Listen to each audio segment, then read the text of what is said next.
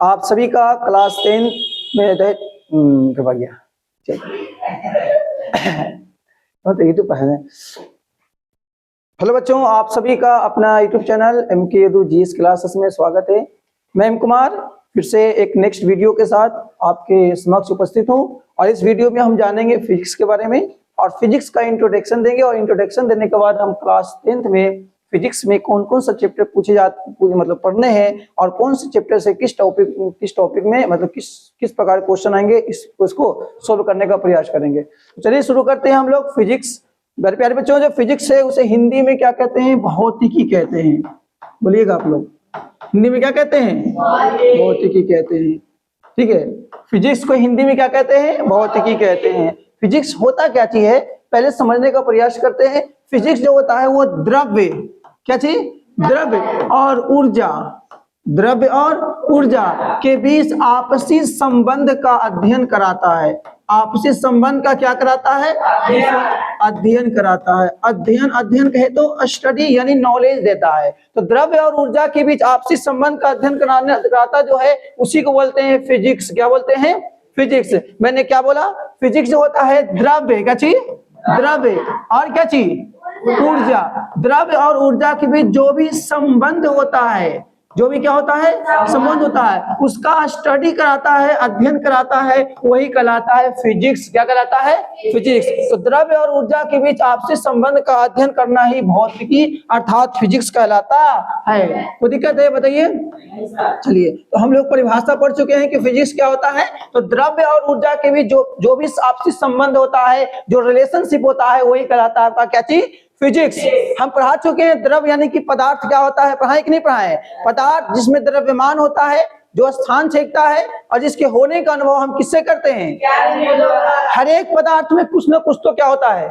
ऊर्जा। जैसे एक कलम है, इसमें क्या चीज है? ऊर्जा। ये किसने साबित किया था? Albert Einstein. किसने साबित किया था? Albert Einstein. अल्बर्ट आइंस्टीन जी ने एक फॉर्मूला दिया था। वो फॉर्मूला क्या चाहिए? E बराबर mc का स्क्वायर। E बराबर mc का स्क्वायर। इसे बोलते हैं सापेक्षता का सिद्धांत। क्या बोलते हैं बच्चों लोग? इसे बोलते हैं सापेक्षता का सिद्धांत। ये सापेक्षता का सिद्धांत क्या कहलाता है? ये कहलाता है कि द्रव्य को ऊर्जा में और ऊर्जा को द्रव्य में। ये हो गया m द्रव्य, पदार्थ की मात्रा, ये हो गया ऊर्जा।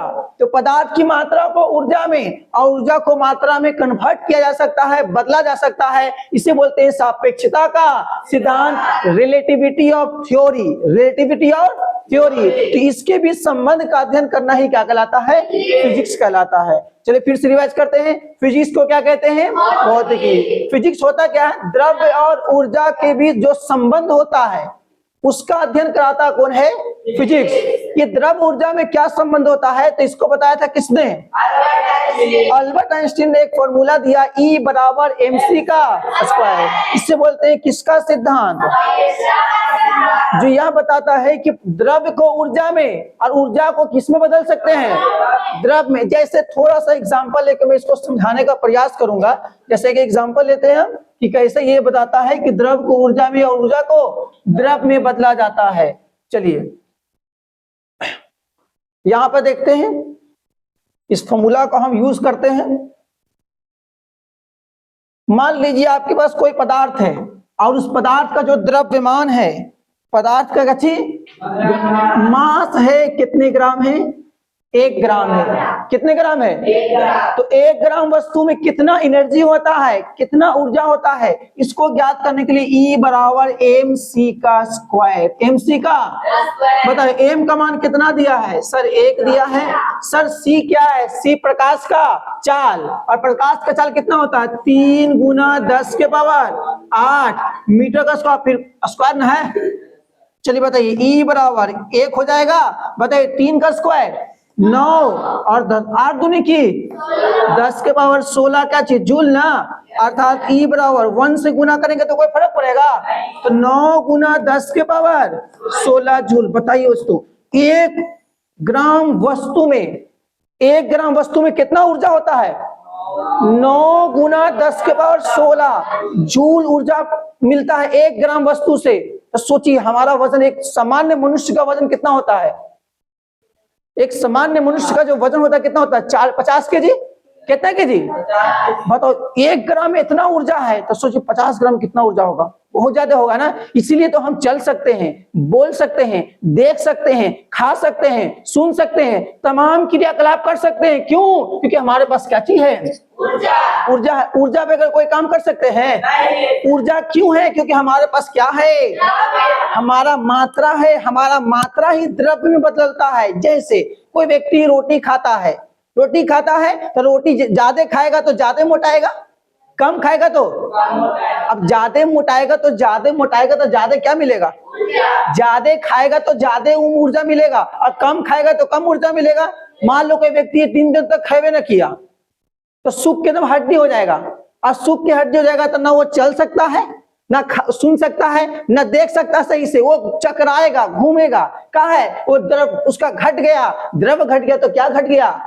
ऊर्जा। इसी तो कहते हैं कि द्रव में ऊर्जा होता है और ऊर्जा को कन्वर्ट किया जा सकता है, इसे बोलते हैं सापेक्षता का सिद्धांत। तो सोचिए 1 ग्राम से इतना ऊर्जा मिला, 50 केजी से कितना ऊर्जा मिल सकता है? कोई सोच भी सकता नहीं है। यही इंट्रोडक्शन था फिजिक्स का। किसका? फिजिक्स का। अब आते हैं फिजिक्स का पिता किसे कहते हैं। सवाल उठता है कि फिजिक्स का पिता, आप समझने का प्रयास करेंगे फिजिक्स का पिता किसे कहा जाता है।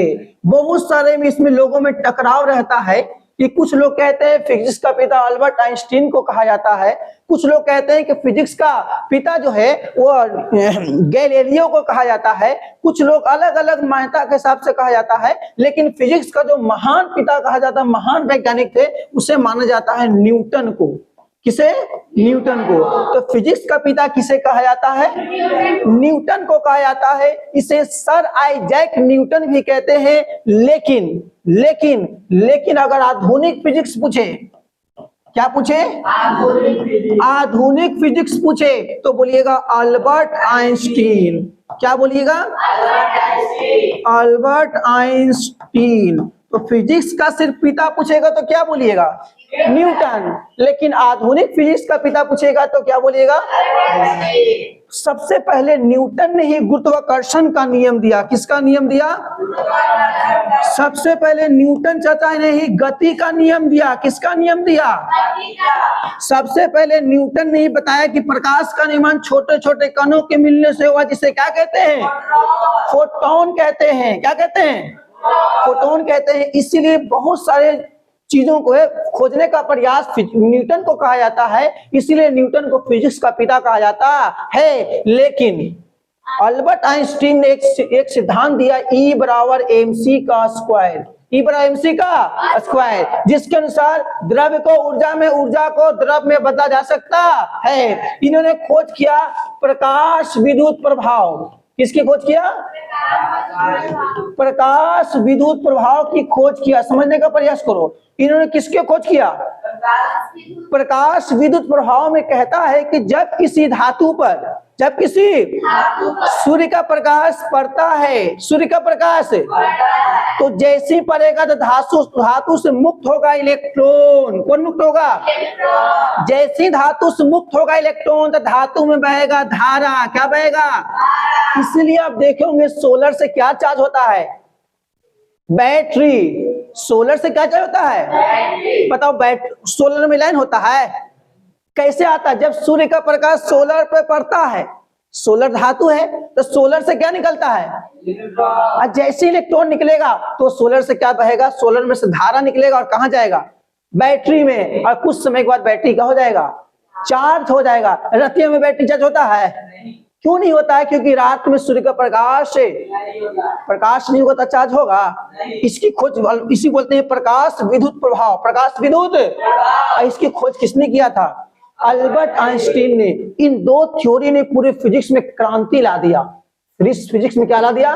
क्रांति। सोचो, पहले आज ना बिजली है, आज ना लाइन है, आज से 100-200 साल पहले चल जाइए, बिजली का महत्व था, खोज था। सर क्या था? ढिबरी था, लालटेन था, चिराग था, ये था ना। कुछ समय के बाद क्या आ गया? सोलर आ गया। बिजली से पहले क्या आया था? सोलर।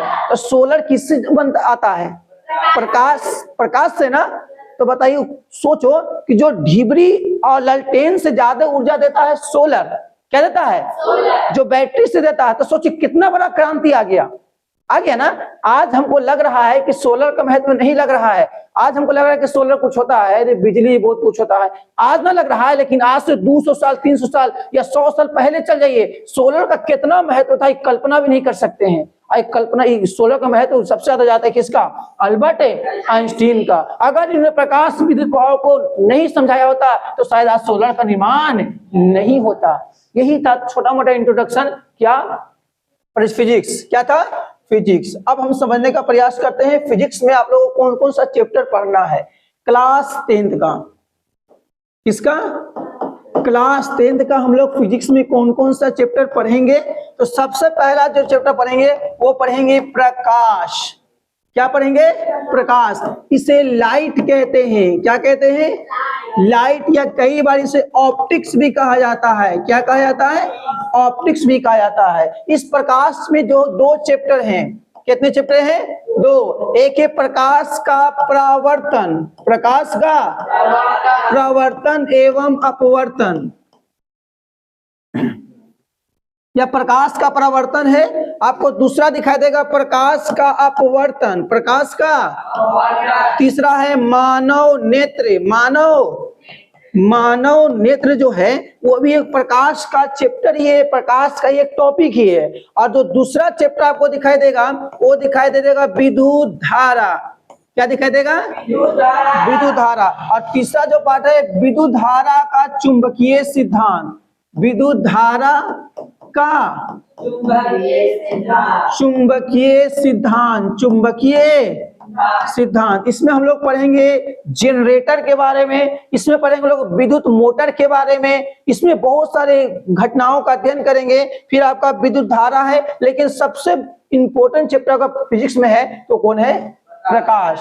प्रकाश के चैप्टर को कितनी बांटा गया है? 3। एक पढ़ेंगे प्रकाश का परावर्तन के बारे में, फिर पढ़ेंगे प्रकाश का अपवर्तन, फिर पढ़ेंगे मानव नेत्र जो एक लाइट का ही हिस्सा है, लेकिन ज्यादातर इसमें आपको मानव नेत्र का बायोलॉजिकल सेक्शन मिलेगा, लेकिन समझेंगे किसके आधार पर? फिजिक्स के आधार पर। फिजिक्स के आधार पर हम समझेंगे मानव नेत्र के बारे में कि हमारा नेत्र जो है उत्तर लेंस की जैसा कार्य करता है। हमारा नेत्र अगर खराब हो जाता है तो बिंदु मतलब दोष उत्पन्न हो जाता है, निकट दोष हो सकता है, दूर दोष हो सकता है, जड़ दृष्टि दोष हो सकता है। ये कहलाता है मानव नेत्र। हम इसमें पढ़ेंगे प्रकाश का परावर्तन में कि जब प्रकाश की किरण किसी चिकनी सतह जैसे शीशा पर, दीवार पर पड़ता है तो वो चमकता है। क्या होता है? अर्थात वो वापस लौट आता है। ये क्या चीज है? परावर्तन। हम पढ़ेंगे अपवर्तन के बारे में कि जो तारे टिमटिमाते हैं वो किसके कारण टिमटिमाते हैं? अपवर्तन के बारे में हम पढ़ेंगे कि जब किसी कटोरे में रखे या गिलास में रखे पानी में पेंसिल को रखते हैं तो टेढ़ा दिखाई देता है, किसके कारण? अपवर्तन। और ये आपका विद्युत धारा जो आपको जो करंट दिख रहा है ना, उसी के बारे में अध्ययन करेंगे इस चैप्टर में, विद्युत धारा। आई होप कि समझ में आया होगा। मिलते हैं नेक्स्ट वीडियो में, और इसी के साथ लाइक कीजिए, सब्सक्राइब कीजिए, शेयर कीजिए, ताकि आप भी फायदा उठा सकें और आपके जो मित्रगण हैं, दोस्त हैं, वो भी फायदा उठा सकें। अब मिलते हैं नेक्स्ट वीडियो में बेहतर से बेहतर के साथ। जय हिंद, जय भारत।